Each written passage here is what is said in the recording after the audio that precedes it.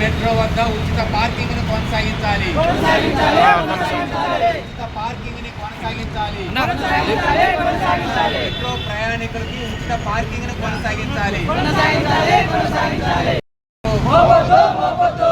ప్రయాణికులపై ఆర్థిక భారం అదనంగా మోపొద్దు.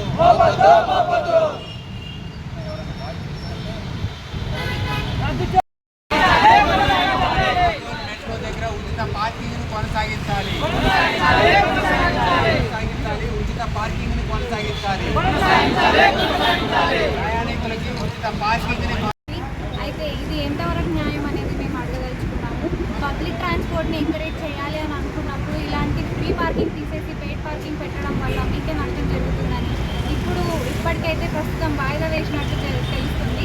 కాకపోతే ఈ టెంపరీ వాయిదాని పర్మనెంట్ వాయిదాగా చేసి ఫ్రీ పార్కింగ్ అనేది మాకు ఇవ్వాలని, అప్పుడు కమ్యూటర్స్ అనేది అందరికీ మాకు సౌలభ్యం అనేది మంచిగా జరుగుతుందని చెప్పేసి మేము కోరుకుంటాము.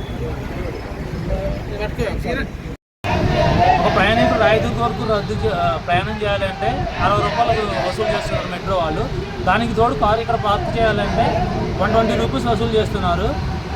అండ్ 60, 120 ప్రయాణానికి అండ్ పార్కింగ్కి 120 కలిపి 240 ప్రయాణికుల మీద చాలా అదనపు భారం పడుతుంది. సో ఇంతవరకు ఎలా ఫ్రీ పార్కింగ్ కల్పించారో అలాగే ఫ్రీ పార్కింగ్ని ఇచ్చి ప్రయాణికుల మీద అదనపు భారం తగ్గించాలని ఎలాంటి వారిని గవర్నమెంట్ని విజ్ఞప్తి చేస్తున్నారు.